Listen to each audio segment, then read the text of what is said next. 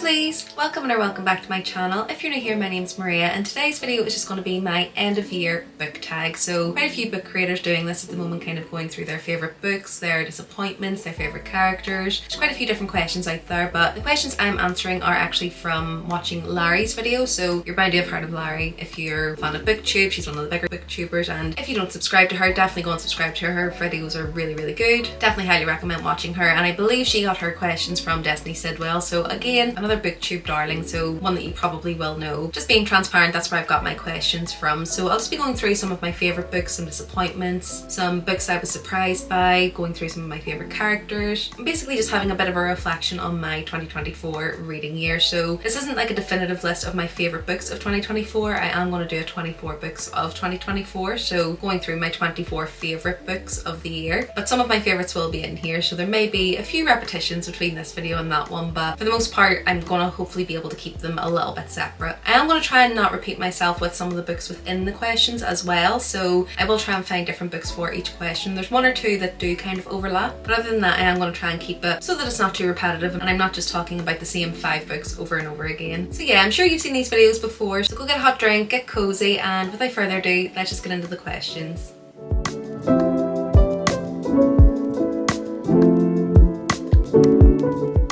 Okay, so the first question is my most disappointing book of the year, and it's not to say that this book was terrible or bad or anything, but it's definitely just not what I was anticipating when I read the book, and especially because this author is one that I've kind of given 5 stars to the 2 books that I'd already read by her, and this one just didn't hit that mark the same way as the previous ones did. So that book would be A Novel Love Story by Ashley Poston. This one is a story that was basically about a woman who was a bit down on her luck. She was having a bit of a hard time. She had this group of friends who basically every year they go to a cabin for their book club, read their favourite romance story, and kind of talk about all of the books that they've read that year, and basically just having a bit of a bookish weekend getaway together. This year in particular, for whatever reason, most of her friends aren't able to attend, but she decides to go to the kind of log cabin that they usually go to every year on her own, just for a bit of a rest and relaxation because, as I say, she's having a bit of a hard time. On her way there, she ends up crashing and ends up in the world of her favourite love story, and the premise of that just sounded like, I mean, everyone's dream. Anyone who's a bookish girl, you can just dream about being within your favourite book, meeting all of your favourite characters, and I did enjoy that aspect of it, but for some reason a lot of the characters just felt a little bit flat to me. The romance that was in there, again, I just didn't really connect with it, and it wasn't really as believable as some of the previous romances that Ashley Poston had written. It did feel a little bit caricature when it came to the character development, and yeah, I think that was the main thing. I think with her previous books I'd really connected with the characters, really connected with the romance, really felt for the characters. Even though they were shorter books, I do think that she managed to really get me invested in the characters, their stories, their backgrounds, and kind of the romance that they built with the other character. But for this one, I just didn't really connect at all. I don't know if it was just the characters themselves, if it was the premise just fell a bit flat for me, or potentially my expectations were too high because of my enjoyment of her previous books. But yeah, for whatever reason it just wasn't as great as I was anticipating. As I say, not a terrible book at all. If you do like romance, you'll probably enjoy it, but whereas her other books for me were a 5 star, this one ended up landing at about 3.5. So as I say, not terrible, but definitely a bit of a disappointment for me. So the next question is, what was an underdog book for you? And I think these two are kind of, they're not necessarily unknown, but they're definitely books that I think deserve a bit more hype, and I don't really see a lot of people talking about them or reading them. And the first one would be A Court This Cruel and Lovely by Stacia Stark. So this one, when I first read it, I definitely thought it was going to be one that would blow up because it is a romantasy, and a lot of people do compare it obviously to ACOTAR, and while I do get that, I do think that it would be great if we can move away from that, because I do think that while ACOTAR, I mean, it's one of my favourite series, not every series is going to have that same premise, those same characters, or that same feeling. I do think it sometimes sets up romantasy to feel, but with this one, when it was initially being published, I definitely seen a bit of buzz around it in terms of people were excited to read it, but since then it's kind of died off, and I haven't really seen anybody reading the series or talking about it or saying it's like a new favourite for them. If I'm being honest, the series for me is probably a 4 star overall, but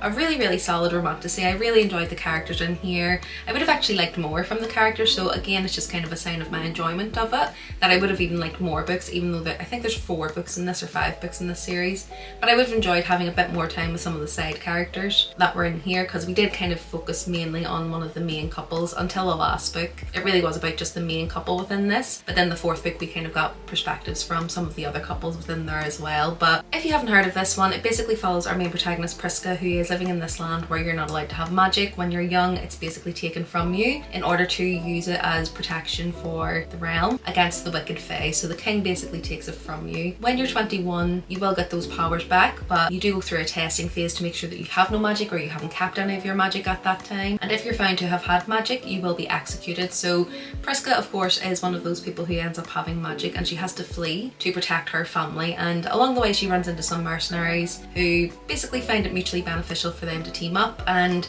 the story kind of goes from there. As I say, it definitely wasn't groundbreaking or anything in terms of romantasy, but if you like good banter, you like a good bit of tension, you like a good bit of reluctant allies, a slow burn romance as well, I think you'll really enjoy this, because for me, as I say, it was definitely one that was up there, a solid romantasy, and one that I think deserves a bit more hype. And then similarly with this one, The Temptation of Magic by Megan Scott, I do think that this one again is one that would probably deserve a bit more hype. I mean, it was a pick for Fairy Loot as well, so again that usually indicates a book that they think is going to be quite popular or is going to be well liked, and I really thought that this one was going to be one that would have a bit more hype around it as well. This one is kind of marketed as a bit of a dark academia with a romance in there. I would say that the romance is the main focus of this one, and the dark academia aspect is definitely in the background. So if you go into this expecting a really dark academic setting, you will get that, but it's definitely not the forefront of this story. Basically, we follow our main protagonist Nicole, who is what they call an Imperial within this, so she basically has the power to kill and is a deadly supernatural being. And because of this, her and her family have kind of been in hiding for quite some time, because there's an organisation called the Wake who basically wants to control these beings, and they don't know about Nicole's power. The reason that Nicole and her family are in hiding is because they suspect that the Wake had played a part in Nicole's mother's death. So they're trying to hide Nicole from the Wake to keep her safe, keep her family safe, and ensure that they don't get their hands on her. Nicole is part of an art college, and she does believe that there's some mythological art that has the answer to her mother's death within this university.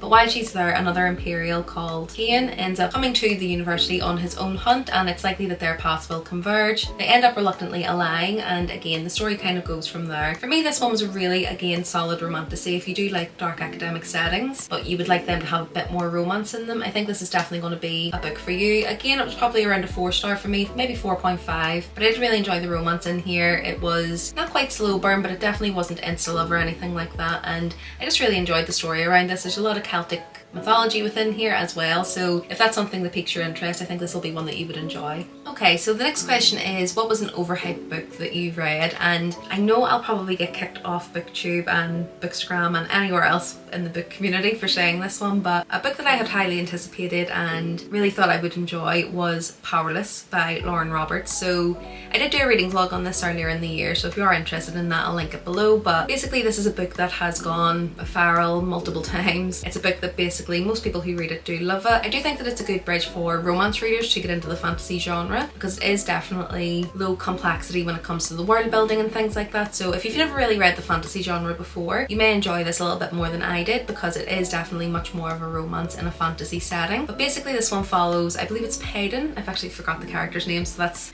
always not a good sign, but I think it's Payton, and Kai, I believe, is the main male character, and essentially they live in a world which is kind of similar to the Hunger Games if you've watched the movie or read the book, where it has kind of these areas or districts, as it may be, where, you know, kind of goes from the poorest to the richest. What I think they call the elites live in the kind of first district, as it would be, so again very similar to the Hunger Games. And Payton actually comes from kind of the last district, so the very poor district, and essentially people where she lives are looked down upon because they are not supposed to have any powers, and the elites are kind of the people who do have powers. Within the story, the king is throwing some trials to basically give people within the districts a chance to become part of the high society and to get a prize at the end. My details on this are very bad actually, even though I didn't read it that long ago, but as I said, I didn't really enjoy it, so that's probably why the details are vague. But essentially it's a story around trials, hidden magics, hidden identities, hidden pasts, and for me it just fell a little bit flat firstly in terms of the storytelling, but it was also just almost too similar to some of the things that I'd read before. It definitely felt more like a cut and paste and not a reimagining of certain tropes, because if we're honest, there's only so many tropes that a fantasy writer can probably employ these days. You know,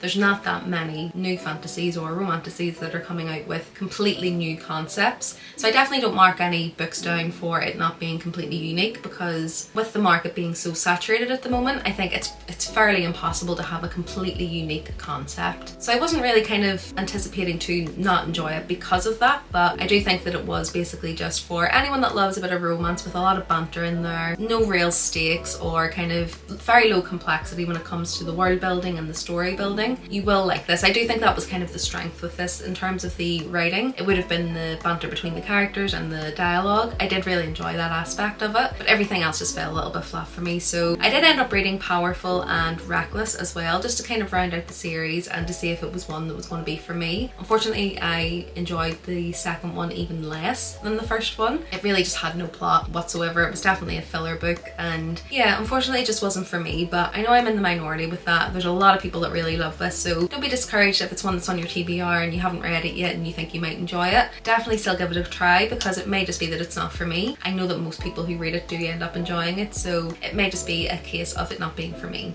So the next question is a book that surprised you, and kind of in contrast to Powerless, this is a book that I wasn't too sure if I was going to enjoy it. I wasn't too sure if it was going to be for me, and if you've watched my recent vlogs you probably know which one I'm going to talk about, but it's Gideon the Ninth by Tamsin Muir. And basically this one, the reason I didn't know if I was going to like it is because it's much more sci-fi leaning. It's kind of set in this world that has different planets and basically set in space, and previously I had kind of thought that anything with that setting just usually doesn't really pique my interest. It's not something that I usually reach for, and anytime that I have reached for something like that, it's generally not been something that I've ended up enjoying, because usually it's a bit dry, it's a bit dense, just for my personal taste. But I'm not a sci-fi reader, so that's why I usually have those opinions. So generally I don't reach for it because I just know it's not something that's for me, but something about this story just piqued my interest. I kept saying things about it and the writing and it being really funny and comical, and when I read the tagline I just kind of got the feeling that it was going to be something that would be quite humorous. So it basically just says lesbian necromancers explore a haunted gothic palace in space, and again, as I say, I think it just kind of pointed me towards the fact that it would be a little bit silly and nonsensical at times, but I was hoping that it would obviously have a good story in there. But very happy to report that I was pleasantly surprised with this one. It ended up being a 5-star. So this one we follow Gideon, who is living on the 9th house, which is basically the 9th planet within this land. On all 9 planets, the heirs to the throne are necromancers, and they have, you know, magical abilities. But Gideon has basically been an orphan her whole life. She's been brought up by some nuns and skeletons on this planet, and she's been trying to escape her entire life. And one day she fails to escape the planet, but Harrow, who is the heir to the 9th house, ends up enrolling her to be her cavalier for some trials that are being run on the 1st house, so the 1st planet, which she will be entering to try and become a lictor. And a lictor basically is this immortal who has all these different powers and will become part of the Emperor's employ, and basically all of the heirs want this and they will be competing against each other to try and win that prize. And it does get quite convoluted in here, it does get quite confusing, and for about 60% of the story you're not really sure why things are happening or where the story's going. But I definitely say just the characters within this are really endearing in a really funny, sarcastic, sassy way. There was a lot of comedy in here to kind of keep you entertained while you were trying to figure out what was going on, and I really can't wait to read the second book within this series as well, especially after the ending of this one. So yeah, this is definitely a book that surprised me, because mainly it wasn't a genre that I'm usually drawn to, and I just didn't think it was going to be a 5-star for me, but definitely glad to be proved wrong. So the next question is my favourite book couples of the year, and I think the first one I'm going to talk about, and it's probably because I finished the 3rd book in the series quite recently, but it would be Diana and Sam Kyle from the Book of Azrael series. So this is actually called the Gods and Monsters series. So the first book is the Book of Azrael, but the book I've read this year is The Dawn of the Cursed Queen.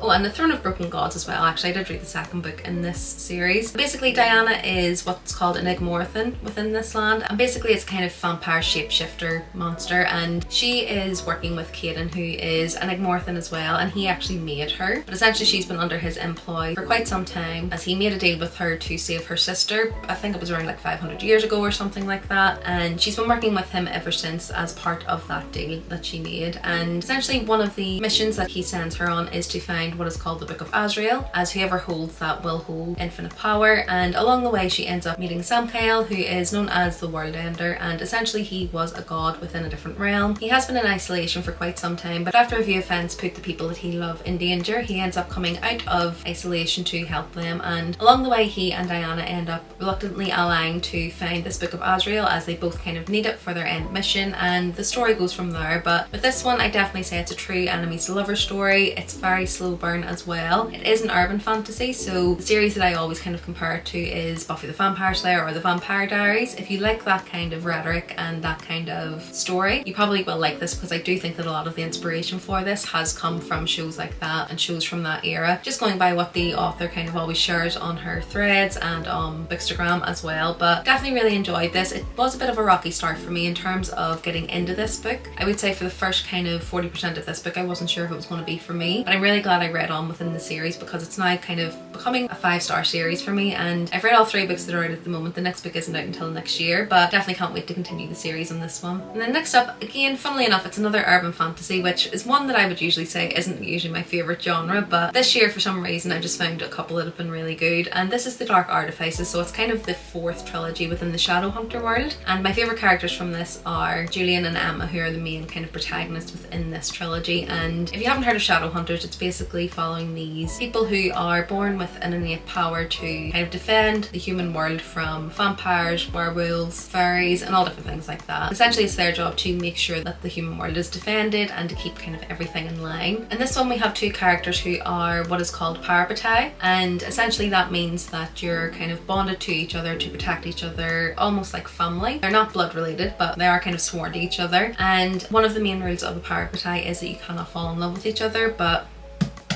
Julian and Emma, of course, end up falling in love, and it's just a lot of angst, a lot of heartbreak, a lot of miscommunication, but in the best way. If you haven't read Cassandra Clare before, definitely take this as your sign to add it to your 2025 TBR, because I've absolutely loved this series in its entirety, so all of the trilogies that I've read so far. This is probably my 2nd favourite trilogy within the series. I do love The Infernal Devices just a little bit more than this one, but in terms of the characters in here, I really loved them, and especially the main romance in here. It was really good. So the next question is, who were your favourite main characters? And to be honest, I probably again kind of say characters from the Cassandra Clare series as well as those from the Book of Azrael. But another series I would highlight is definitely Nevernight by J. Kristoff. So this one is following Mia Corveri, who when she's very young witnesses the murder of her father. Her father was a part of the rebellion against the Republic within this time, and he gets caught at the very start of the story and is basically executed in front of everyone. And this is really the story of her vengeance and trying to avenge her father's death. And this one is kind of a grimdark fantasy. It's quite graphic at times, and definitely one you want to check your trigger warnings for, but I absolutely love this story. Love the main characters, love the twists and turns, and just love the character development within here as well. So yeah, I'd probably say that this is the 3rd one on this list in terms of my favourite characters of the year. These are characters that'll stay with me for a really long time. And then speaking of J. Kristoff, the next question is an author that you discovered this year that has fast become your favourite, and I'd definitely say J. Kristoff is one of those. So this year I read The Empire of the Vampire and Empire of the Damned, which is the first 2 books in the Empire of the Vampire series, as well as the trilogy of Nevernight. And honestly, he's just become an auto-buy author for me. I just love the way that he writes his characters. As I say, they're usually grim dark fantasies, so a bit more gritty, a bit more gory, quite convoluted in terms of the stories that he's telling as well. But the main thing for me is kind of just the characters, the character development, the stories that they're going through, the torment they go through. You cannot trust J. Kristoff either with your characters and your favourite characters. He will put them through it, you know, so they will be struggling when you're reading these, but he also adds in such good comic relief within there as well, so it definitely doesn't feel grim when you're reading it, and these are characters that will stay with you for such a long time. I just think his storytelling is really elite, and he's definitely on my auto-buy author list. And then the next question is an author that didn't work out for you this year, and one that I was quite surprised by, because I do have another book on my TBR which I will read, but I wanted to pick up a book by S.T. Gibson, and I decided to start with An Education in Malice because it's supposed to be dark academia. That's one of my favourite genres, and from what I'd heard about it, it just sounded like it would be right up my street. I believe it's kind of a retelling of Camilla, so I was really expecting a good eerie kind of atmosphere and the dark academic vibes just to be, you know, perfect in this one, and unfortunately it did just fall a little bit flat for me, and I do think it was because of the character development within there. I think the setting that she had was really good, you know, it did give me those kind of dark academic eerie vibes, but the characters just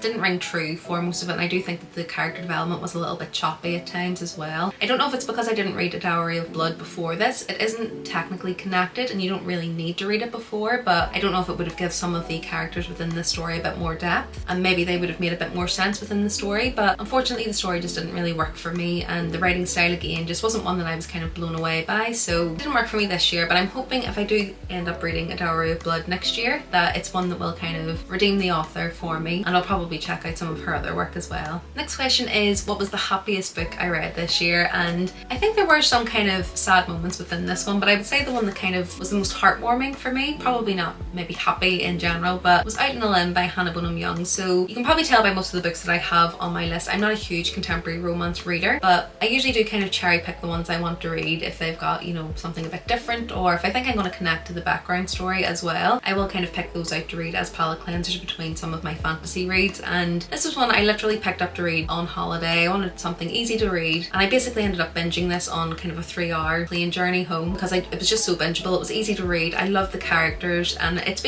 a story that does kind of center around a trope that a lot of people don't love. It's definitely not a trope that I would normally reach for because it's not one that usually would pull me in or interest me, but I think just the character development behind this, the relationship that's built in here, and the friendships that are in here as well were just really sweet, really heartwarming, and definitely one I would say if you usually like contemporary romance and that's kind of your main genre, you'll probably love this because I think it was just really well done. But even if you're not normally a romance reader, I would say that this still is a really good read because I do think it had a lot of depth in there. There was a lot of conversations about, you know, disability, and there's disability rep within here as well, and I suppose just about kind of self-sufficiency and believing in yourself as well. There was a lot of discussion around that, so I think this was just a really sweet read and one that I actually plan to reread as well. So yeah, had me grinning the whole time while I'm reading it, so it's definitely probably one of the happier books that I read this year. In contrast to that, the next question is, what was the saddest book you read this year? And most of the books that I have do tend to have kind of heart-wrenching moments and things like that, but if I'm thinking of a book that actually made me feel quite sad, it would be The Bell Jar by Sylvia Plath. And the main reason this made me feel quite sad is because it is quite reflective of her life, and if you read up about her life after reading the book, you will kind of see why this one did make me feel quite sad. It's a lot to do with mental health, a lot to do with kind of struggling with that, struggling with your self-worth, struggling with your self-identity, and I think a lot of us could probably relate to a lot of that. You can kind of see her spiraling within this story, and from what I've read of her life, I do think this is almost like a diary entry. You know, you could kind of, it is fictional, but you could almost kind of read it as a diary entry into her brain and kind of how she started to spiral. And I would say that while I would recommend this to some people, it's definitely not one I would widely recommend, and you definitely need to be in a good headspace to read this one. And I wouldn't describe it as enjoying it, but I did like the writing. But again, just check trigger warnings for this one. There's a whole host of them in here, so with regards to sexual violence, self-harm, racism, homophobia, there's quite a lot in here that you may not enjoy reading about. So it's not one I enjoyed as such, but I do think that I'm glad that I've read it, and getting the insight into her mind was interesting as well. But yeah, this definitely made me quite sad after reading it, as I say, just because it was so reflective of her life, and it's ultimately not a happy story.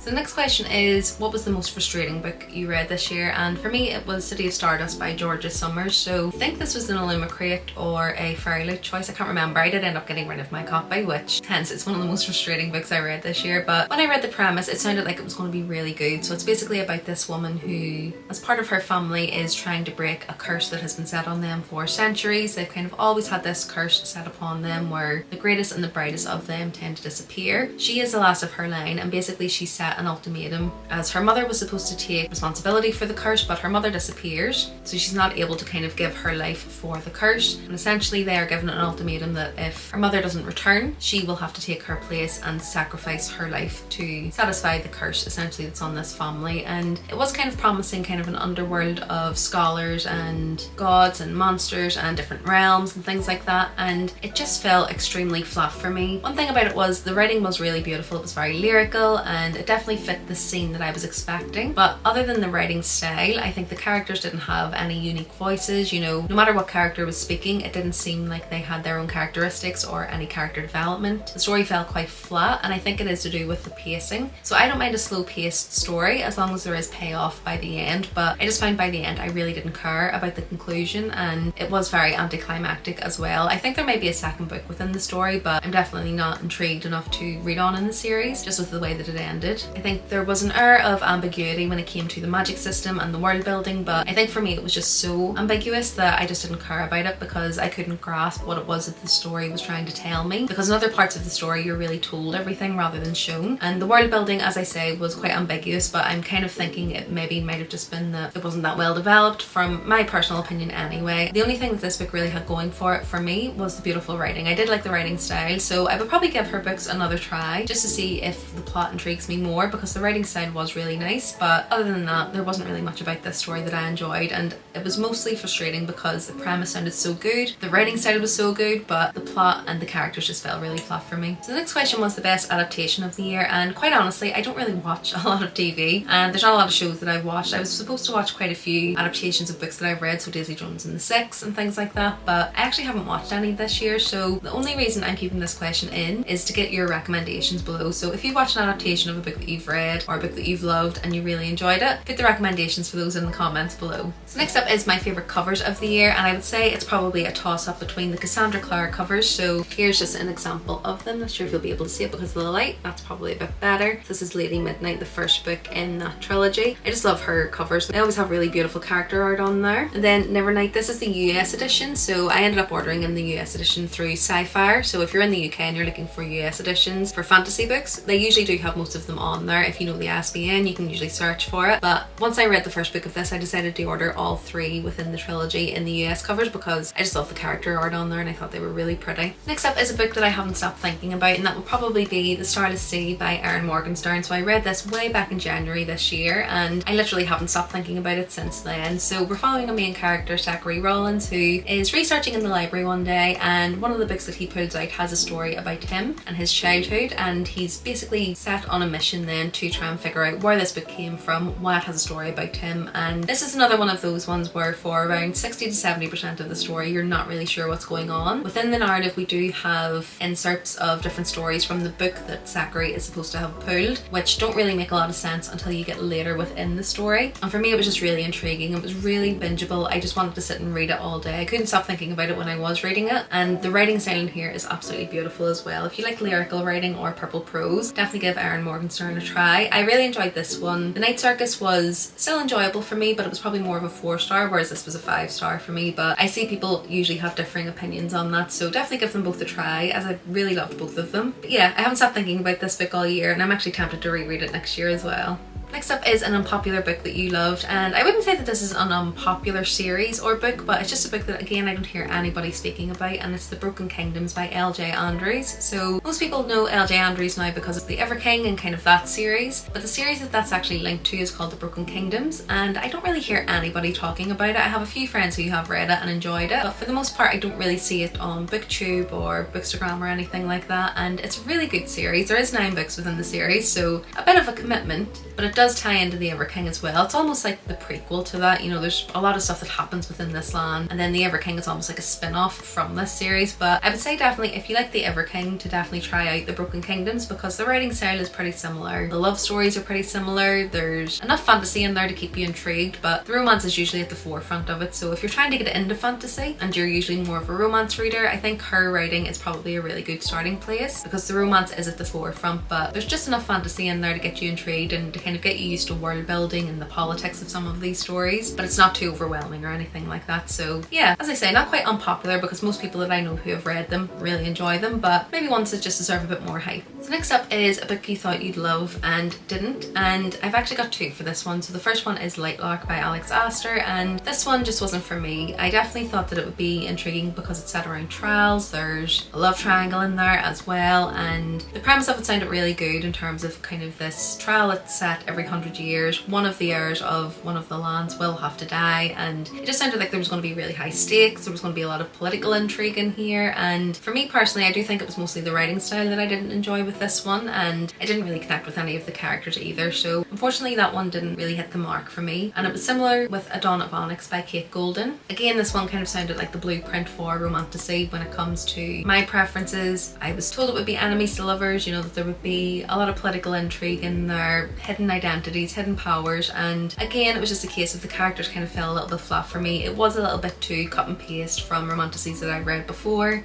It just didn't intrigue me enough to continue reading. As I say, tropes tropes are always going to kind of be similar when you go from book to book when it comes to romantasy, but there wasn't anything different in there for me to kind of cling on to. So I read the first book, but I'm probably not going to continue the series on that one. Next up was book with the most unique concept, and I would say that it was either The Star to Sea, which I have just mentioned. So again, with this one, it's not necessarily a unique concept because I think there is a few books that kind of have this similar setup of a book about books and a story of their life being in a book, but I think for this one it's more about the way that this was told. It was really unique in terms of that writing style and inserting stories from the book as well. I did feel it was quite unique for me anyway. There may be several other books that are like this, but I haven't personally read them, so I think this was pretty unique. And then obviously getting in the ninth again just had a really unique concept, really unique kind of voice within this as well, and just the fact that we were so confused for so much of it, but it was still one of my most enjoyable reads, again just made it stand out to me. The next up is a book you read this year that you will probably reread, and kind of branching out from my normal genres again, and it'll probably be the Chestnut Springs series. So I'm holding up Heartless and Reckless because these were my two favourite books within the series, and I've just really enjoyed these. If you asked me at the start of this year, was cowboy romance something that I enjoyed, I would definitely have said no, that's not something for me, but really glad that I decided to pick these up on a whim. I think I binged all 5 books within the series within a week's span. I used the audiobooks as well, which meant I could read them a little bit faster, but they're just really bingeable, really fun, but there was a lot of character development in there. I could connect with a lot of the characters in here as well, and I just think the love stories within these two in particular were really fun to read about. And again, there's a trope in here. In fact, these are both tropes that I don't normally enjoy, or if you asked me, I would say they're not my favourite, but these ended up being my favourite out of the series, so these will probably be good books to pick up again as a palate cleanser between some of my heavier fantasy reads, so I definitely think I will reread these in the future. And then last up for the book questions is a book I wish I got to this year, and one that's kind of on my shelf of shame is These Violent Delights. So I've had this on my TBR for so long, and I actually have all of Chloe Gong's books, and I still haven't read a single one of them to know if it's something that I would like. I'm not sure why I'm putting this one off. It's just one that I'm afraid I'm not going to enjoy, and a lot of it was to do with it being an urban fantasy, but from the other urban fantasies that I've read this year, I think I need to kind of stop thinking that urban fantasy isn't a genre that I enjoy, because evidently it is. I've got 2 5-star series within even this roundup, so it's obviously something that I can enjoy, and this one has kind of been hyped as kind of 2 warring families, a bit of a Romeo and Juliet reimagining as well, so I have absolutely no reason that I won't enjoy this, but I've just been really hesitating picking it up, so it's definitely going to be a priority for me for 2025. So the last couple of questions are all to do with my goals. So what was my reading goal for 2024? And for me personally, I don't really like to challenge myself too much because this is a hobby, it is something I enjoy, and I don't want to put too much pressure on it, but I usually set my reading goal at 100 books per year, and this year I'm currently sitting at around 135, so definitely met my goal and exceeded it, but I won't be increasing it for next year because I think, as I say, I just don't want to make it to be something that's not fun for me or something that's making me feel like I failed if I didn't reach a certain goal. So I know 100 books is achievable for me, so I think keeping it at that is probably what I'll do for 2025 as well. And in terms of some things I'm going to prioritise for 2025, it will be getting back to binging series. So I used to absolutely love just reading kind of, if there's 4 books within a series, reading them back to back, and I think for me personally, just with the way I retain the information and with how similar some of my series tend to be because they're in the same genre, binging them just makes so much more sense to me, and I think I do end up enjoying them more, so I'm going to try prioritising binging series a little bit more. I also need to really prioritise reading my physical TBR. It was a priority for this year, but